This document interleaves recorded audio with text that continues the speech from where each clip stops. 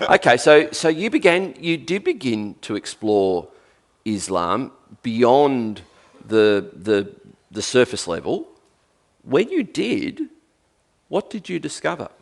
Well, even at that time, I knew that churches were being burnt in Aceh. And that when Christians were placed in schools as teachers... Let's just... The assumption is, I'm hearing, that was like a jihad burning. Is that right? Like Muslims are burning, is it? Or yes, Muslims are burning churches. Right. So they say, why is there a church here? It's offensive to us. Right, okay, sorry. Yep. And in fact, a major kind of Protestant church in Banda Aceh had been burnt down, and then they couldn't get a permit to rebuild it. Right. And actually, the village I lived in the 60s, there was a famous massacre of communists across Indonesia. Hundreds of thousands were killed. But in Aceh, Muslim youth groups killed non-Muslims. And in the village where I lived, the head of the village, whose mother I lived with, he and his mates, then back there in the 60s, which was only 10 years before I was there, they'd gone and killed all the local Chinese. And the mother talked me through in graphic detail what she'd heard about that. So I was living in the home and the family of people who had killed Christians. And then I was worshipping with those Christians, the Chinese that survived in the town. And they'd say, oh, where are you living? And I'd say, I'm living in this man's house. And they'd go, you can just tell. Wow. You know. So there was this, it was an interesting, I was being welcomed. They were happy to have me.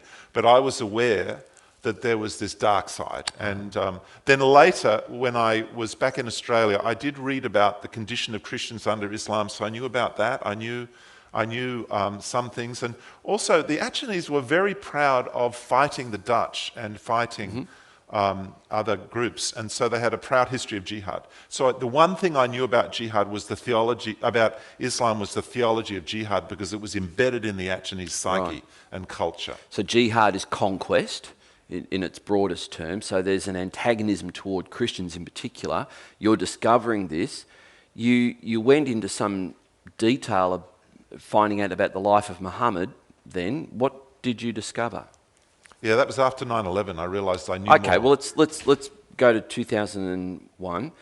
9/11. Why was that a game changer for you in what you thought you needed to know about Islam? Someone called me up early in the morning. I watched the towers burning, and I knew immediately the one ideology in the world that could do that.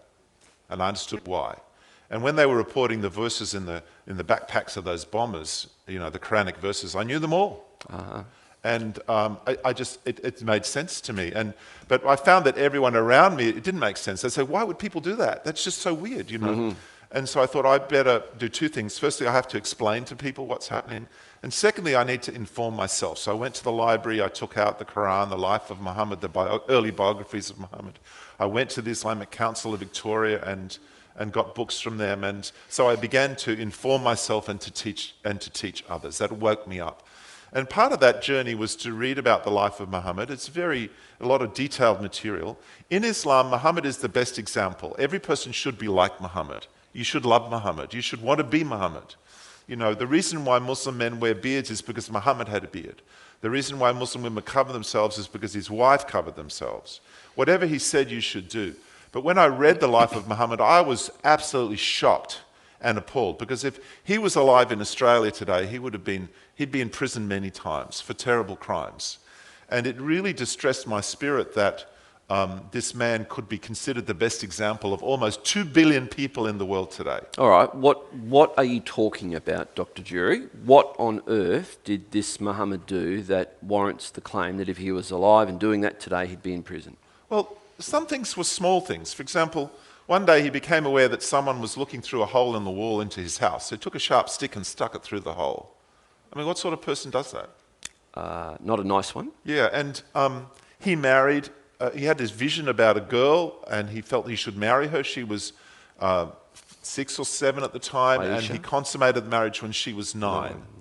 And as a result of that, in Islamic law, there are rules in textbooks that explain the conditions for marrying a girl who hasn't yet had her first period.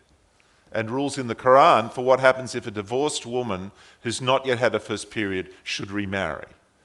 And so in many Islamic countries or cultures, there's no kind of minimum age for marriage. So he also, there were some men who'd sort of been Muslims, left Islam, stolen some property. So he had their arms and legs cut off and their eyes put out by red-hot needles and left them in the sun to die. He conquered a Jewish community And there was a man who they thought had stolen or had buried treasure, so they tortured him by burning a fire in his chest, and they chopped his head off. And then Muhammad decided to take his wife as his woman, and she was led to Muhammad's tent past the dead, mutilated body of her husband. And then a Muslim man was marching around his marriage tent during the night as he took this woman and had sex with her. And in the morning, Muhammad said, "Why did you march around my tent, my marriage tent, all night?" And he said, "Well, you killed her father, you killed her brother, you killed all her family. I was worried for your safety." And Muhammad said, "Oh, thank you, that's very kind of you." And you read these things, and it's just, it's shocking. You don't hear this in the mainstream media. The way Islam presents itself is, and the expression, a religion of peace. That doesn't sound like it. Yeah, that's a trick, that. I mean, the word Islam means surrender. But there's a related word, salam, which means peace. But this is the surrender of becoming a slave. It actually means to be safe. You make yourself safe by surrendering. It's fundamentally a warfare metaphor, that people are slaves of Allah when they've surrendered to Allah. But that's pretty hard to explain in the West. So you say, oh, it means peace. And so people speak about salvation and peace, but it's actually not. And well, one of the problems with Muhammad is that the life of Muhammad is so unspeakable and bad in many ways. Because there was that Dutch lady who said exactly what you just said publicly. She was a Dutch academic. And she was censured by the EU for hate speech. Yeah, I think that's a Swiss woman. Yeah. Sorry, you're right. Well, Swiss. she said Yes, Muhammad's sorry. a pedophile, and she gave reasons for that. I would never say that. I would just say he married a 9-year-old girl. You don't need to put labels on Muhammad. You just let his story be known. The traditional system was that the people that really only knew that stuff were really quite advanced in Islam. Ordinary Muslims, they just need to know what they need to know. It's a as-needs basis, need-to-know basis.